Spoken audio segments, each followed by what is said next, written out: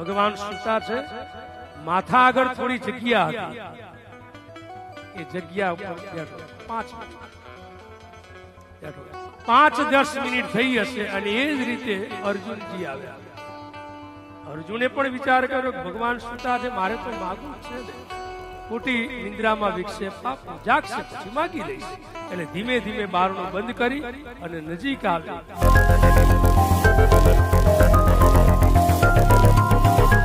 ભગવાન સુતા છે, માથા આગળ થોડી જગ્યા હતી, એ જગ્યા ઉપર બેઠો 5-10 મિનિટ થઈ હશે અને એ જ રીતે અર્જુનજી આવ્યા. અર્જુને પણ વિચાર કર્યો કે ભગવાન સુતા છે, મારે તો માગવું છે ને, ખોટી નિંદ્રામાં વિક્ષેપ આપો, જાગશે પછી માગી લઈશ. એટલે ધીમે ધીમે બારણું બંધ કરી અને નજીક આવી. ભગવાનના ચરણ જ્યાં હતા ત્યાં થોડી જગ્યા હતી, એટલે ચરણ પાસે અર્જુનજી બેઠા. શબ્દો અને પ્રસંગ ઉપર ધ્યાન આપજો. માથે કોણ બેઠો છે? દુર્યોધન. પગ આગળ કોણ? અર્જુન. ભગવાન સુતા છે, આમ સીધા ભગવાન સુઈ ગયા હતા, આંખ બંધ છે અને 5 મિનિટ થઈ અને પહેલી જેવી ભગવાને આંખ ઉગાડી, સીધી નજર કોના ઉપર જાય? બહુ હોશિયાર છો તમે, બહુ હોશિયાર. કેમ ગઈ? પગ પાસે બેઠો છે. સાહેબ, યાદ એ રાખવાનું છે કે ભગવાન જો આપણા ઉપર દ્રષ્ટિ કરે એવું જો તમે વિચારતા હોય તો એક કામ કરજો, ભગવાનના ચરણ પકડજો. ભગવાનના પગ પકડશો ને તો પહેલી દ્રષ્ટિ ભગવાનની તમારા ઉપર પડશે. અને જ્યાં ભગવાને જોયું, અરે આ વાવ અર્જુન તું આવ્યો છે, ભગવાન ઉભા થઈ ગયા.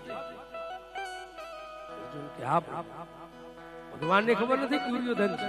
દુર્યોધનને કહેવું પડ્યું કે પ્રભુ અર્જુન એકલો નહીં, હું આવ્યો છું. અરે ભગવાન કે દુર્યોધન તું આવ્યો છે. ભગવાનને દુર્યોધનને કહેવું પડ્યું હું આવ્યો છું, અર્જુનને કહેવું ન પડ્યું. કેમ? ચરણ પકડીને બેઠો હતો. આ કથા મને તમને સમજાવે છે કે ભગવાનના ચરણ પકડશો તો આપણે જાહેરાત નહીં કરવી પડે કે પ્રભુ હું આવ્યો છું, મને મોક્ષ આપો. જ્યારે દાંભિક ભક્તિ કરશો, ભગવાનના માથે બેસશો, ત્યારે કહેવું પડશે કે પ્રભુ મેં ભક્તિ તો કરી છે અને એવાને મોક્ષ ન મળે. ભગવાન કહે આવો આવો. બે ભાઈ આવ્યા છે, કઈ કામ હતું? બંને કે આપ મહાભારતનું યુદ્ધ છે, આપ જાણો છો, અમે માગવા આવ્યા છે. ભગવાન કે બે ભાઈ? તો મારી પાસે 2 વસ્તુ છે. એક હું નારાયણ છું, હું પોતે, અને મારું સૈન્ય છે, મારી સેનાનું નામ નારાયણી સેના. હું નારાયણ, મારી સેના નારાયણ. એક કામ કર અર્જુન, પહેલા તું આવ્યો છો એટલે તું માગ. દુર્યોધન કે પ્રભુ આમાં ક્યાંક ભૂલ થાય છે, પેલો અર્જુન નહીં, પેલો હું આવ્યો છું એટલે માગવાનો અધિકાર મારો. ભગવાન કે જે હોય તે ભાઈ, મારી દ્રષ્ટિમાં પહેલો અર્જુન આવ્યો છે, પછી તું પગ આગળ બેઠો તો દ્રષ્ટિ પહેલા પડે. મારી દ્રષ્ટિ પડી એટલે મારા મનમાં, મારા નજરમાં પહેલો અર્જુન છે. દુર્યોધનના મનમાં એમ કે માગે એનો વાંધો નહીં, પણ માગવાનો અધિકાર મને મળે તો સારું.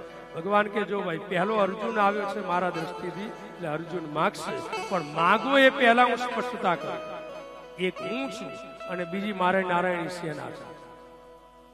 મારી નારાયણી સેના શસ્ત્ર સરંજામ સાથે છે, હાથી, અશ્વ, હાથમાં શસ્ત્ર બધું લીધેલું છે.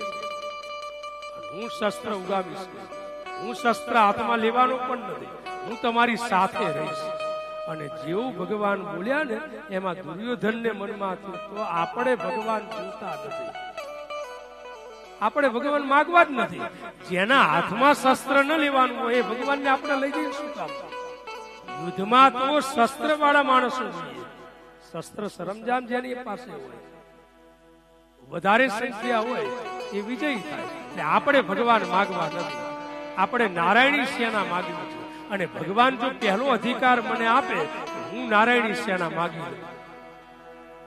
આને ધ્રાસકો પડે કે અર્જુન નારાયણી સેના માગશે, આપણે ભગવાન જોતા નથી. ભગવાન આગળ તો કોઈનું ચાલે નહીં. ભગવાને કહ્યું ભાઈ મારી દ્રષ્ટિમાં અર્જુન આવ્યો છે, અર્જુન માગ, તારે શું જોઈએ?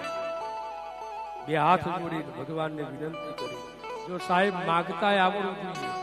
આ જગ્યાએ અર્જુને જો માગવામાં ભૂલ કરી હોત ને તો મહાભારતનું યુદ્ધ તાકાત નહોતી કે અર્જુનને જીતી શકે. માગતા આવડવું જોઈએ. અને હાથ જોડી વિનંતી કરી, મારે આપણી નારાયણની સેના ન જોઈએ. તો પ્રભુ મારે તો તમે એટલે નારાયણ જોઈએ છે.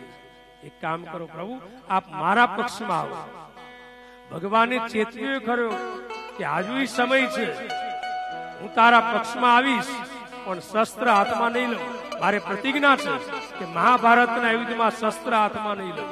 કે ચાલશે પ્રભુ, પણ હાજર તો રહેશો? કે હાજર રહીશ. હાજર નહીં, તું કહે એમ હું કરીશ, શસ્ત્ર ઉગામીશ. કે પ્રભુ મને મંજૂર છે, આપ મારા પક્ષમાં. ભગવાને કહ્યું જા તથાસ્તુ, તારા પક્ષમાં આવે. પછી ભગવાને દુર્યોધનના સામુદ્રિક કટાક્ષથી હાસ્ય કરીને કહ્યું, દુર્યોધન તારે તો આ જ જોતું હતું, તારે તો નારાયણની સેના જોતી હતી, જા તને નારાયણની સેના. દુર્યોધન બહુ રાજી કે શસ્ત્ર સરંજામ સાથે 18 અક્ષૌની સેના નારાયણની સેના છે લઈને રાજી થતો ઘેર ગયો. પણ મનમાં તમે વિચાર કરો કે આ બુદ્ધિશાળી દુર્યોધન કહેવાય કે બુદ્ધિનો લઠ કહેવાય. જે નારાયણની સેના માગીને ગયો એ સેના કોની? નારાયણ. નારાયણ કોણ છે? દ્વારકાધીશ, દ્વારકાના રાજા છે. હવે રાજા સામે ઉભા હોય એ સેનાની તાકાત છે કે એકેય શસ્ત્ર ભગવાનની સામે ઉભા તો નથી લાગતું કે આને ખોટી જગ્યા રોકી હોય. આટલા બધા માણસોને ખવડાવવાનું તો કરું ને, હાચવવાનું. ભાગ્યો રાજી થતો થતો અને હવે ભગવાનને અર્જુન બે ઉભા છે. સાહેબ વાતનો પ્રાણ આવે છે. હવે ભગવાને અર્જુનને કહ્યું, અર્જુન તું માગતા મને માગવાનું હોય, તારે નારાયણની સેના માગવી હતી, તેને મને માગી અને અત્યારે હાથે કરી હાર સ્વીકારી છે. ભગવાન બોલ્યા છે, અર્જુન સાંભળ, હાર નિશ્ચિત હે તેરી, પલ પલ रहेगा उदास. दुर्योधन मक्खन ले गयो, खाली बची छास. મને મંગાય માખણ માખણ તો દુર્યોધન લઈ ગયો, તારી હાર નિશ્ચિત છે. અને સાહેબ એના જવાબમાં જે અર્જુન બોલ્યા છે, અર્જુને કહ્યું પ્રભુ મેં જેવું તેવું નથી માગ્યું, તમને માગ્યા છે, એટલે મારી નિશ્ચિત હાર નહીં પણ જીત નિશ્ચિત છે. કહે કેમ? કે જીત નિશ્चित है मेरी, नहीं रहेगा ये दास उदास. मक्खन का मैं क्या करूं, मक्खन चोर है मेरे पास. પ્રભુ માખણ નું શું કરું? માખણ ચોર ને જ હું લાવ્યો છું. લાવ્યો, મારે માખણ ના જોઈએ.